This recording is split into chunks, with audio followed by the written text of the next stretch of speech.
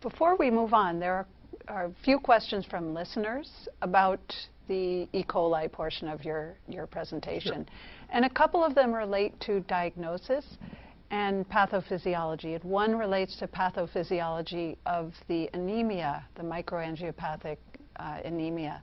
And is that a result of the toxin production, or can you give more explanation? And you did mention it was diagnosed by looking at the blood smear, but if you back up a step, can you tell us what we think is the cause of that? Well, one of these reasons has to do with activation of von Willebrand factor and formation of thrombi and fibrin strands, and these cause shearing of the erythrocytes as they pass through the small vessels, causing hemolysis. So it's a mechanical process. It's a mechanical process. You'll see low haptoglobin in these children, high indirect bilirubin, and high LDH, which would be other supporting diagnostics in these cases.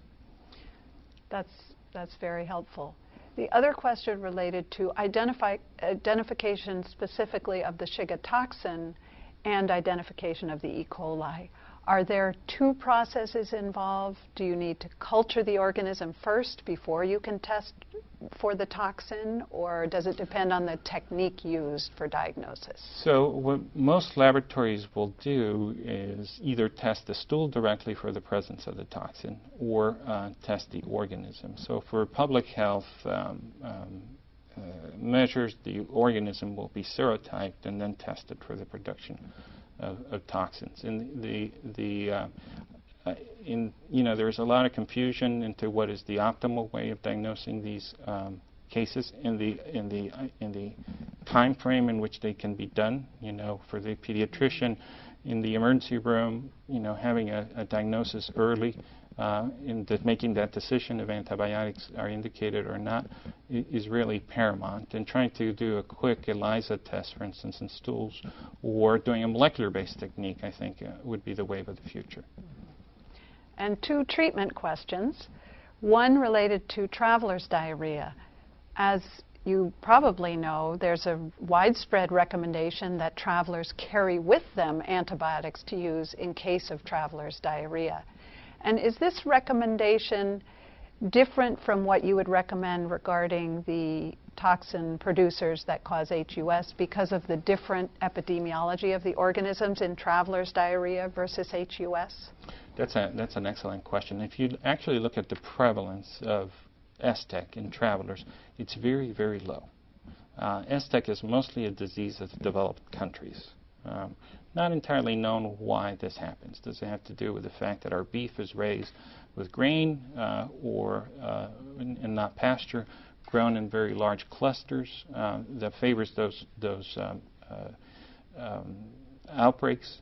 Meat gets processed in tons at a time, frozen in patties and sent across the country, whereas in developing countries, STEC are fortunately not that common.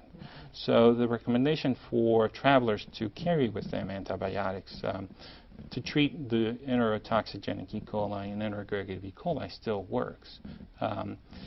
This may be changing as these strains now start combining their genes and becoming more virulent. So I think it'll be very interesting to see what the coming decades bring with that. And not to leave you out, Deborah, there's a question about treatment of Shigella. Would you recommend treating before you get the susceptibility testing back if you have a very ill child with Shigella? If you have a very high severe illness with Shigella proven but not susceptibility yet of the antibiotic, yes, is recommended to treat it immediately. And then you can fine-tune your treatment based on the susceptibility testing. Yes. Okay, terrific. And I think we can take our last few minutes to go through Campylobacter. Very good. I'll try to cover Campylobacter in the remaining minutes. This is also a disease mostly of developed countries. Children in developing countries become frequently infected with Campylobacter, but after a certain age become asymptomatic carriers and don't carry some of the complications that we see in the United States.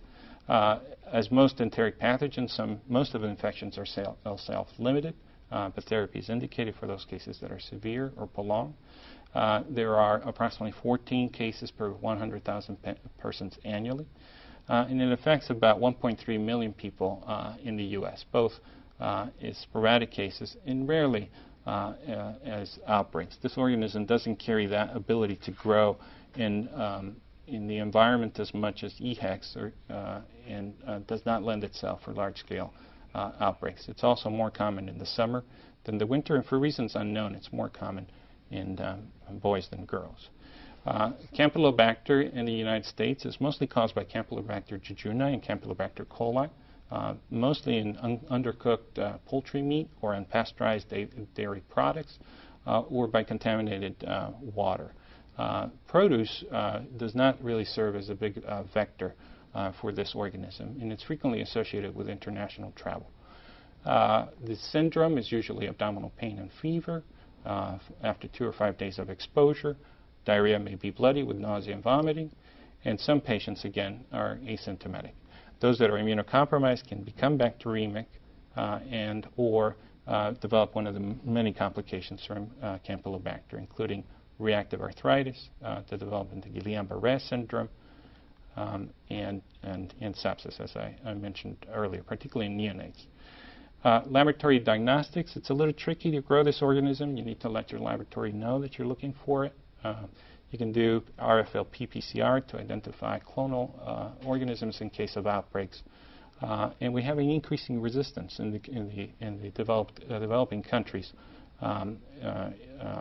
particularly to quinolones.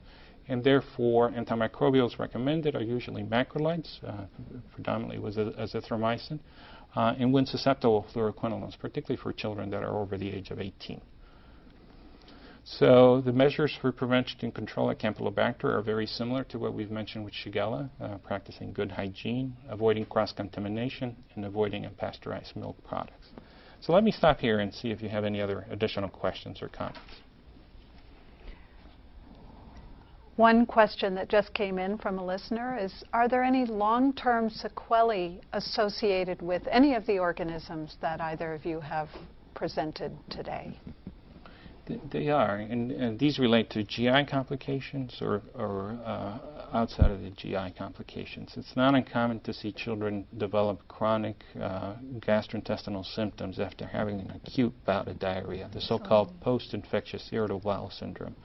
And this is thought to be mostly related to invasive organisms, well described with Shigella, well described with Campylobacter, and it becomes difficult for the pediatrician to manage these patients chronically. They'll have signs that are suggestive possibly of bacterial overgrowth or malabsorption, we don't really have a very good diagnostic to tell whether a child has this bacterial overgrowth from post-infectious irritable bowel syndrome, or if their neuroenteric system has become hyper-responsive to mechanical stimuli in the GI tract. So that's one of the long-term complications.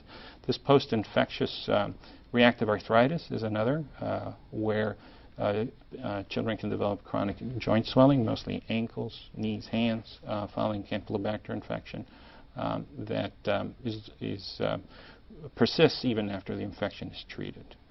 Not to be confused with the monoarticular septic joint that can also be seen with Campylobacter that requires drainage and IV antibiotics. Right. Does treatment prevent that?